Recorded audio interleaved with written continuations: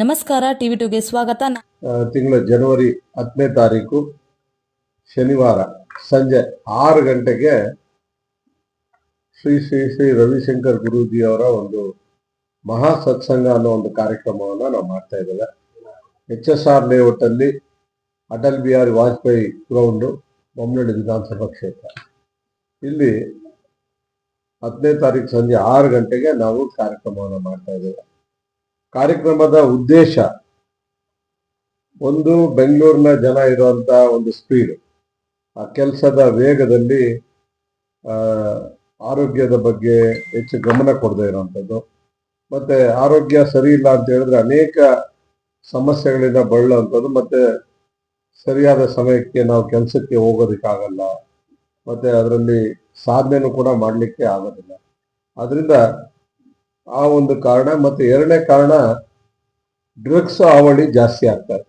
ಇಡೀ ಬೆಂಗಳೂರಲ್ಲಿ ಕಳೆದ ವರ್ಷಕ್ಕೆ ಹಿಂದಿನ ವರ್ಷಕ್ಕೆ ಹೋಲಿಕೆ ಮಾಡಿಕೊಂಡ್ರೆ ಈ ವರ್ಷದಲ್ಲಿ ಡ್ರಗ್ಸ್, ಅದು ಸಿಂಥೆಟಿಕ್ ಡ್ರಗ್ ಇರ್ಬೋದು, ಗಾಂಜಾ ಇರ್ಬೋದು, ಈ ಡ್ರಗ್ಸ್ ಹಾವಳಿ ಜಾಸ್ತಿ ಆಗ್ತಾರೆ. ಶಾಲೆಗಳಲ್ಲಿ ಮತ್ತು ಕಾಲೇಜ್ ಮಕ್ಕಳು ಯಾರಿದ್ದಾರೆ ಅವ್ರಿಗೆ ನಾವು ಅರಿವು ಮೂಡಿಸ್ಲಿಲ್ಲ ಅಂತ ಹೇಳಿದ್ರೆ, ನಾವು ಯುವಕರನ್ನ, ಈ ದೇಶದ ಮುಂದಿನ ಸಂಪತ್ತು ಅಂತ ತಿಳ್ಕೊಂಡಿರೋ ಯುವಕರನ್ನ ನಾವೆಲ್ಲ ಕಳ್ಕೊತೇವೆ.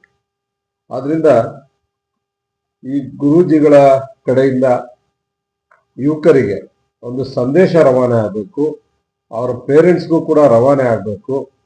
ಗುರೂಜಿಯವರ ಅನೇಕ ಮಹಾ ಸತ್ಸಂಗಗಳು ಇಡೀ ಪ್ರಪಂಚಾದ್ಯಂತ 175 ದೇಶಗಳಿಗಿಂತ ಹೆಚ್ಚು ದೇಶಗಳಲ್ಲಿ ಅವರು ಸತ್ಸಂಗವನ್ನು ಮಾಡಿದ್ದಾರೆ, ಆಶ್ರಮಗಳನ್ನು ಸ್ಥಾಪನೆ ಮಾಡಿದ್ದಾರೆ. ಅನೇಕ ದೇಶಗಳಲ್ಲಿ ಶಾಂತಿಯನ್ನ ತರೋ ರೀತಿಯಲ್ಲಿ ಒಂದು ಪ್ರಯತ್ನವನ್ನು ಕೂಡ ಮಾಡಿದ್ದಾರೆ. ಮತ್ತೆ ದೇಶದಲ್ಲೂ ಕೂಡ ಅನೇಕ ಸತ್ಸಂಗಗಳನ್ನ ಅವರು ಮಾಡಿದ್ದಾರೆ. ಬೆಂಗಳೂರಲ್ಲಿ ಅವರ ಒಂದು ಮೂಲ ಒಂದು ಆಶ್ರಮ ಇರೋದ್ರಿಂದ ನಾನು ತುಂಬಾ ದಿನಗಳಿಂದ ಅವ್ರನ್ನ ಕೇಳ್ತಾ ಇದ್ದೆ, ಗುರುಗಳನ್ನ ಈ ಒಂದು ಸತ್ಸಂಗ ಆಗ್ಬೇಕು ಅನ್ನೋ ಒಂದು ಮನವಿಯನ್ನ ನಾನು ಮಾಡಿದ್ದೆ. ಅದರಂತೆ ಅವರು ನನಗೆ ದಿನಾಂಕವನ್ನು ಕೊಟ್ಟಿದ್ದು. ಅದು ಸಂಕ್ರಾಂತಿ ಸಂದರ್ಭದಲ್ಲಿ ಈ ಕಾರ್ಯಕ್ರಮವನ್ನು ಮಾಡೋಣ, ಮತ್ತೆ HSR ಭಾಗದಲ್ಲಿ ಮಾಡಿದಾಗ ಅಲ್ಲಿ ಶಾಲಾ ಕಾಲೇಜುಗಳು, ಮತ್ತೆ IT-BT ಅವರು, ಮತ್ತೆ ಗಾರ್ಮೆಂಟ್ಸ್ ಅಲ್ಲಿ ಕೆಲಸ ಮಾಡುವಂಥವ್ರು ಎಲ್ಲರೂ ಕೂಡ ನಮಗೆ ಅಲ್ಲಿ ಸಿಗ್ತಾರೆ. ಮತ್ತೆ ಒಂದು ಪ್ಲೇ ಗ್ರೌಂಡ್ ಕೂಡ ಆಗುತ್ತೆ. ಅಲ್ಲಿ ಈ ಕಾರ್ಯಕ್ರಮವನ್ನು ಮಾಡೋಣ ಅಂತ ನಾನು ಕೇಳ್ಕೊಂಡಾಗ ಅವ್ರು ನನಗೆ ಒಪ್ಪಿಗೆಯನ್ನು ಕೊಟ್ಟಿದ್ದಾರೆ. ಅವರು 8ನೇ ತಾರೀಕು ಅಂದ್ರೆ ನಾಳೆ, 9ನೇ ತಾರೀಕು ನಾಳೆ ಅವರು ಜರ್ಮನಿಯಿಂದ ಬರೋರಿದ್ದಾರೆ ಬೆಂಗಳೂರಿಗೆ. ಈ ಒಂದು ಕಾರ್ಯಕ್ರಮಕ್ಕೆ ನಾವು ಸುಮಾರು ಒಂದು 8 ರಿಂದ 10 ಸಾವಿರ ಜನರನ್ನ ಆಹ್ವಾನ ಮಾಡಿದ್ದೇವೆ. ಒಂದು ಅಚ್ಚುಕಟ್ಟಾದ ಕಾರ್ಯಕ್ರಮ. ಈ ಕಾರ್ಯಕ್ರಮದಲ್ಲಿ ಮೊದಲಿಗೆ ಸಂಗೀತ ಇರುತ್ತೆ, ಹಾಡುಗಳು ಇರ್ತದೆ. ಅದಾದ್ಮೇಲೆ ಗುರುಗಳು ಬಂದ ನಂತರ ಯೋಗ ಮತ್ತೆ ಧ್ಯಾನ, ಮತ್ತೆ ಅವರು ತಮ್ಮ ನುಡಿಗಳ ಮೂಲಕ ಎಲ್ಲರನ್ನು ಕೂಡ ಮಾತಾಡೋರಿದ್ದಾರೆ. ಈ ಕಾರ್ಯಕ್ರಮದಲ್ಲಿ ನಾನು ಮತ್ತು ನಮ್ಮ MP ತೇಜಸ್ವಿ ಸೂರ್ಯ ಅವರು ಕೂಡ ಈ ಕಾರ್ಯಕ್ರಮದಲ್ಲಿ ಭಾಗಿಯಾಗಿರ್ತಾರೆ. ಮತ್ತೆ ಈ ಭಾಗದ ಎಲ್ಲ BJP ಮಾತ್ರ ಅಲ್ಲ, ಬೇರೆ ಬೇರೆ ಎಲ್ಲ ಪಾರ್ಟಿಗಳು, ಮತ್ತೆ ಸಾರ್ವಜನಿಕರು, ಅಸೋಸಿಯೇಷನ್ಗಳು, ಮತ್ತೆ ರವಿಶಂಕರ್ ಗುರೂಜಿ ಅವರ ಭಕ್ತಾದಿಗಳು, ಅವರ ಫಾಲೋವರ್ಸ್, ಅವ್ರನ್ನೆಲ್ಲರನ್ನು ಕೂಡ ನಾವು ಕರೆದಿದ್ದೇವೆ. ಮತ್ತೆ ಅನೇಕ ಯೋಗ ಶಿಬಿರಗಳನ್ನು ನಡೆಸುವಂತವನ್ನು ಕೂಡ ನಾವು ಈ ಕಾರ್ಯಕ್ರಮಕ್ಕೆ ಆಹ್ವಾನ ಮಾಡಿದ್ದೇವೆ. ಪೊಲೀಸ್ಗೆ ಈಗಾಗಲೇ ನಾವು ಪರ್ಮಿಷನ್ ಅನ್ನ ಕೂಡ ತೆಗೆದುಕೊಂಡು ಈ ಕಾರ್ಯಕ್ರಮ ಅಚ್ಚುಕಟ್ಟಾಗಿ ಆಗ್ಬೇಕು ಅಂತ ಒಂದು ಪ್ರಾಮಾಣಿಕ ಪ್ರಯತ್ನವನ್ನ ಮಾಡ್ತಾ ಇದ್ದೇವೆ. ಈ ಮೂಲಕ ಸಾರ್ವಜನಿಕರನ್ನ ಕೇಳ್ಕೊಳ್ಳುವಂಥದ್ದಿಷ್ಟೇ, ಈ ಕಾರ್ಯಕ್ರಮಕ್ಕೆ ಬನ್ನಿ, ಈ ಕಾರ್ಯಕ್ರಮದಲ್ಲಿ ಭಾಗಿಯಾಗಿ ತಮಗಿರುವಂತ ಸ್ಟ್ರೆಸ್ ದೂರ ಆಗ್ಲಿ, ಮತ್ತೆ ಆರೋಗ್ಯ ಚೆನ್ನಾಗಾಗ್ಲಿ.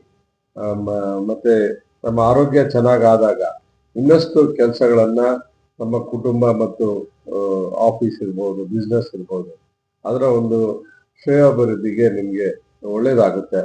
ಆ ಮಾರ್ಗದಲ್ಲಿ ನಾವೆಲ್ಲ ಸಾಗೋಣ. ಬೆಂಗಳೂರು ಅಂತ ಹೇಳಿದ್ರೆ ಒಂದು ರೀತಿಯ ಒತ್ತಡ, ಆ ರೀತಿ ಬದುಕುವಂತ ಜನ ನಾವೆಲ್ಲ.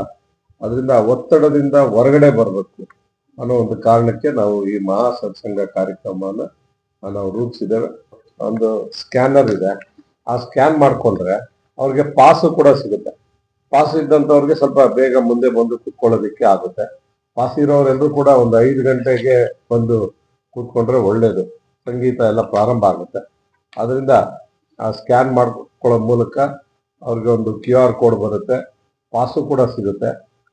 ಪಾಸ್ ಮುಖಾಂತರ ಬಂದಾಗ ಅವ್ರಿಗೆ ಬೇಗ ಅಲ್ಲಿ ಸೀಟ್ ಸಿಗುವಂತ ಕೆಲಸ ಆಗುತ್ತೆ. ಮತ್ತೆ ಯೋಗ ಧ್ಯಾನ ಅಂತ ಹೇಳಿದ ತಕ್ಷಣ ಮ್ಯಾಟ್ ಏನು ತಗೊಂಡ್ಬರ್ಬೇಕಾಗಿಲ್ಲ, ಚೇರ್ ಮೇಲೇನೆ ಕುಳಿತುಕೊಂಡು ಯೋಗವನ್ನ ಮಾಡಬಹುದು, ಧ್ಯಾನವನ್ನ ಮಾಡಬಹುದು. ಆ ರೀತಿಯಾಗಿ ಈ ಕಾರ್ಯಕ್ರಮವನ್ನ ನಾವು ರೂಪಿಸಿದ್ದೇವೆ. ಅದರಿಂದ ಬರೋಂಥ ಎಲ್ಲ ಹೆಣ್ಮಕ್ಳು ಇರ್ಬೋದು, ಮತ್ತೆ ಹಿರಿಯರು ಇರ್ಬೋದು, ಅವ್ರಿಗೆಲ್ರಿಗೂ ಕೂಡ ಒಂದು ಪ್ರಿಯಾರಿಟಿಯಲ್ಲಿ ಒಂದು ಸೈಡಲ್ಲಿ ಆ ಹೆಣ್ಮಕ್ಳು ಕುತ್ಕೋಬೇಕಂದ್ರೆ ಅವ್ರಿಗೂ ಕೂಡ ಮಾಡಿರ್ತಾರೆ. ಮತ್ತೆ ಕುಟುಂಬ ಸಮೇತ ಕುತ್ಕೋಬೇಕು ಅಂದ್ರೆ ಅದಕ್ಕೂ ಕೂಡ ಅರೇಂಜ್ಮೆಂಟ್ ಅನ್ನ ನಾವು ಮಾಡಿದ್ದೇವೆ. ಅದರಿಂದ ಎಲ್ಲರೂ ಬಂದಂಥವ್ರು ಶಾಂತಿಯಿಂದ ಕುಳಿತುಕೊಂಡು 2 ಗಂಟೆಗಳ ಕಾಲ ಈ ಕಾರ್ಯಕ್ರಮ ಇರುತ್ತೆ. ಸಂಜೆ 6 ಗಂಟೆಗೆ ಕಾರ್ಯಕ್ರಮ ಪ್ರಾರಂಭ ಆದರೆ 8 ಗಂಟೆ ಅಥವಾ 8:30 ಅಷ್ಟೊತ್ತಿಗೆ ಈ ಕಾರ್ಯಕ್ರಮ ಮುಗಿದೋಗುತ್ತೆ. ಅದರಿಂದ 2 ಅವರು ಈ ಕಾರ್ಯಕ್ರಮದಲ್ಲಿ ಶಾಂತಿಯಿಂದ ಕುಳಿತು ಕಾರ್ಯಕ್ರಮವನ್ನು ಯಶಸ್ವಿಗೊಳಿಸಬೇಕು, ನಮಗೆ ಸಹಕಾರ ಮಾಡಬೇಕು ಅಂತ ಕೇಳ್ತೀನಿ.